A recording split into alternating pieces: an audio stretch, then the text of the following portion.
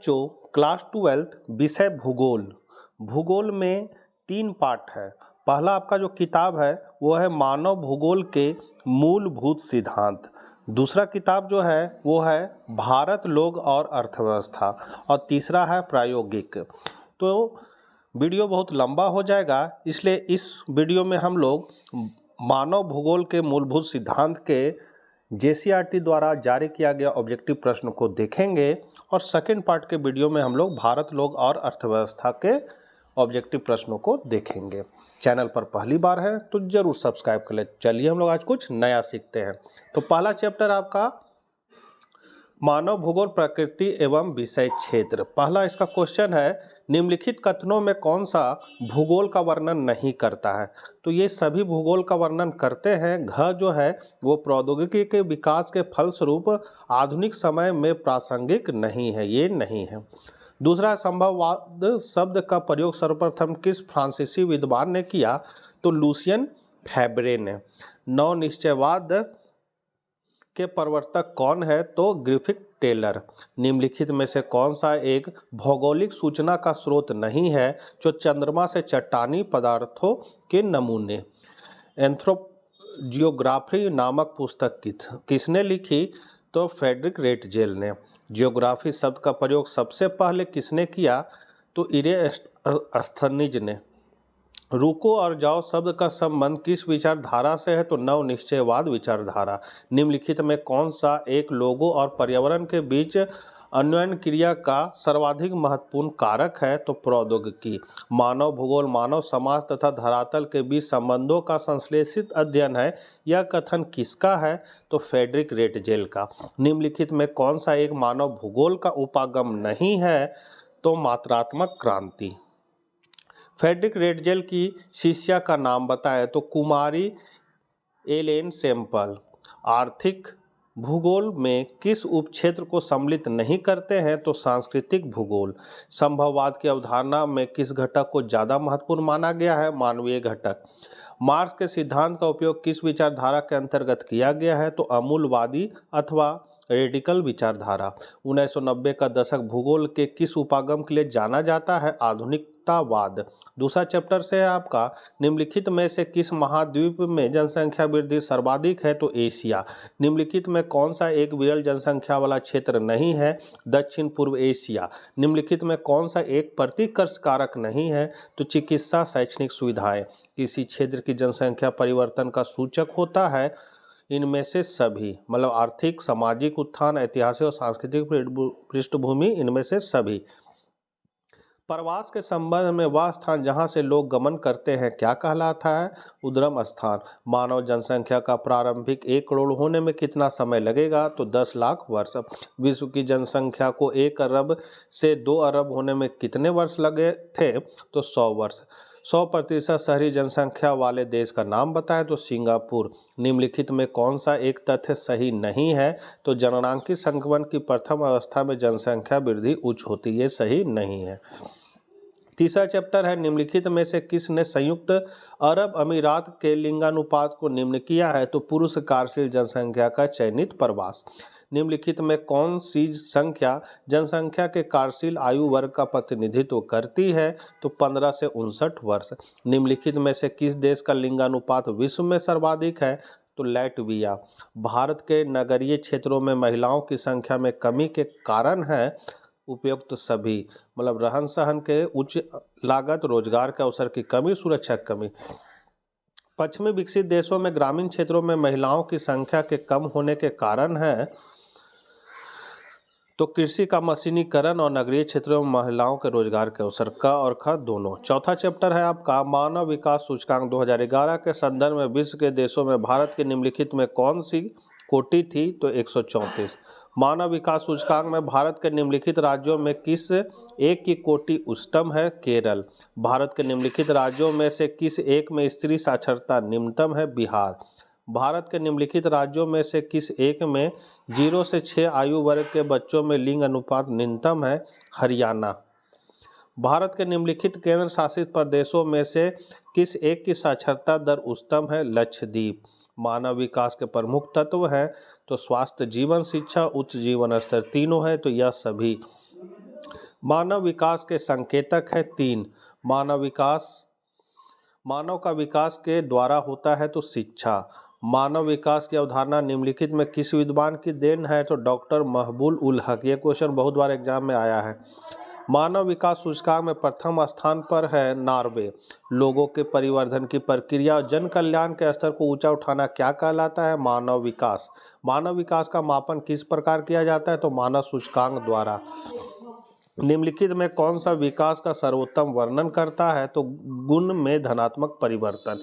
5वां चैप्टर आपका निम्न में कौन सी कृषि के प्रकार का विकास यूरोपीय औपनिवेशिक समूह द्वारा किया गया है? तो यहाँ आपका हो जाएगा रोपण कृषि।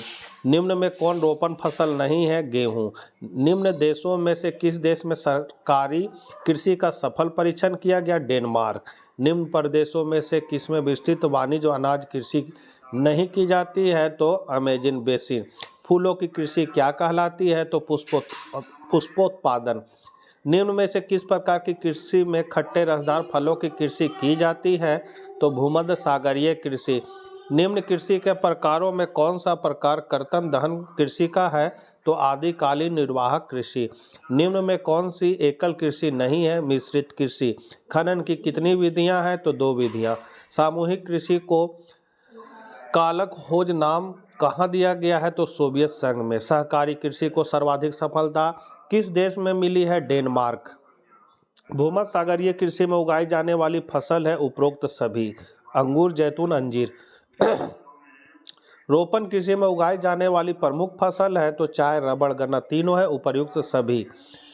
बहुत सारे बच्चे जब आंसर लिखते हैं तो ये तीनों लिख देते हैं, मतलब अगर आंसर आपका उपरोक्त सभी है तो ये सब को ही लिख देंगे, तो ऐसे में आपका गलत हो जाएगा। उपरोक्त सभी मतलब आपको केवल घ वाला आंसर देना, घ लिख देना है और यहाँ लिख देना है उपरोक्त सभी, इस तरह आपका सही होगा। और यदि रंगने वाला है तो घ नंबर को रंग देना है। मलेशिया एवं इंडोनेशिया में स्थानांतरित कृषि का स्थानीय नाम क्या है? तो लद्दाख। हार्टिकल्चर किससे संबंधित है? फल व सब्जी से। ब्राजील में कॉफी बागान को क्या कहा जाता है? तो फेजेंडा। निम्नलिखित में से कौन रोपण फसल है? कोको। संसार के किस भाग में कर्तन और दहन कृषि को झूमिंग के नाम से जाना जाता है? तो भारत के उत्तर पूर्वी राज्य। निम्नलिखित में से प्राथमिक क्रियाकलाप कौन सा है? तो खेती। रबर किस प्रकार की कृषि की उपज है? रोपण कृषि। बुशमैन कहाँ के निवासी हैं? तो ये है उत्तरी कालाहारी। 6ठा चैप्टर है निम्न में कौन सा कथन असत्य है? तो यहाँ पर आपका जो सब कथन को पहले देख लीजिए बढ़िया से। चीनी सूती वस्त्र एवं वनस्पति तेल उद्योग स्वच्छंद उद्योग है, यह कथन गलत है।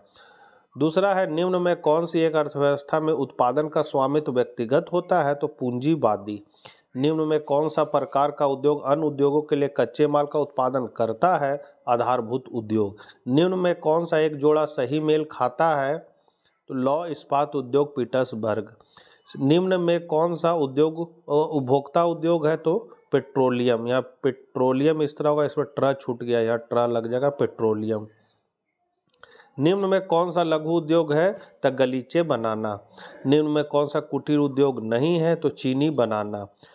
मानचेस्टर किस उद्योग के लिए प्रसिद्ध है? तो मानचेस्टर है सो सूती वस्त्र। निम्नलिखित में कौन सा द्वितीय क्रियाकलाप है? तो औजार बनाना। पेट्रोकेमिकल उद्योग में अग्रणी देश का नाम है? तो संयुक्त राज्य अमेरिका। टोयोटा कंपनी किस देश की है? तो ग्रेट ब्रिटेन। टोयोटा। जापान का डेस्ट्रॉयट किसे कहा जाता है? तो नागोया। 7वां चैप्टर है आपका निम्नलिखित में से कौन सा एक तृतीय क्रियाकलाप है? तो व्यापार। निम्नलिखित क्रियाकलापों में कौन सा एक द्वितीयक सेक्टर का क्रियाकलाप नहीं है? मछली पकड़ना, यह प्राथमिक क्षेत्र का क्रियाकलाप है। तो निम्नलिखित में कौन सा एक सेक्टर दिल्ली, मुंबई, चेन्नई और कोलकाता में सर्वाधिक रोजगार प्रदान करता है? तो सेवा। वे काम जिनमें उच्च परिणाम और स्तर वाले अन्वेषण सम्मिलित होते कहलाते हैं चतुर्थ क्रियाकलाप। निम्नलिखित में कौन सा क्रियाकलाप चतुर्थ सेक्टर से संबंधित है? विश्वविद्यालयी अध्यापन। निम्नलिखित कथनों में कौन सा एक कथन सत्य नहीं है? तो यहाँ कथन को पूरा देख लेना है। बीपीओ के पास केपीओ की तुलना में बेहतर व्यापारिक अवसर होते हैं। स्वर्ण कॉलर का संबंध निम्न में किस आर्थिक क्रियाकलाप से है? तो पंचम क्रियाकलाप। जिन नगरों में बड़ी बड़ी वैश्विक कंपनियों के मुख्यालय होते हैं कहलाते हैं वैश्विक नगर। चतुर्थ क्रियाकलाप वर्ग में निम्नलिखित में कौन से घटक हैं? तो शिक्षा, सूचना, शोध, प्रबंध। लाल कॉलर कर्मियों का संबंध निम्न में से किस आर्थिक क्रियाकलाप से है? तो प्राथमिक क्रियाकलाप। चिकित्सा पर्यटन है, चिकित्सा हेतु पर्यटन। पर्यटन किस आर्थिक गतिविधि का अंग है? तृतीय क्रियाकलाप। 8वां चैप्टर है आपका, निम्न में से किन आर्थिक क्रियाकलापों के अंतर्गत परिवहन गतिविधियों को सम्मिलित किया जाता है? तो तृतीय क्रियाकलाप। अनेक स्थानों को परस्पर मार्गों की श्रेणियों द्वारा जोड़ दिए जाने पर किस प्रारूप का निर्माण होता, उसे क्या कहते हैं? तो परिवहन जाल। कम दूरी एवं डोर टू डोर सेवाएं प्रदान करने में सर्वाधिक सस्ता एवं तीव्रगामी माध्यम है? तो सड़क परिवहन। भाप इंजन का आविष्कार किस सदी में हुआ था? 18वीं। एडिज पर्वत या भागों में निम्न में से किस पशु का प्रयोग परिवहन के माध्यम के रूप में किया जाता है? तो लामा। पार महाद्वीपीय स्टुअर्ट महामार्ग के मध्य से गुजरता है? तो डार्विन और मेलबर्न। किस देश में रेल मार्ग के जाल का सघनतम घनत्व पाया जाता है? संयुक्त राज्य अमेरिका।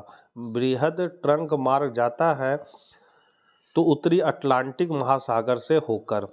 बिग इंच पाइपलाइन के द्वारा परिवहन किया जाता है? तो पेट्रोलियम का। चैनन टनल जोड़ता है पेरिस लंदन को। निम्न में से कौन भारत का सबसे लंबा नेशनल हाईवे है जो वाराणसी को कन्याकुमारी से जोड़ता है? NH7। रेल लाइनों की चौड़ाई के विभिन्न प्रकारों में से मानक गेज की माप क्या होती है? तो 144 मीटर। स्वेज नहर का निर्माण कब हुआ था? 1869 में। कील नहर स्थित है जर्मनी में।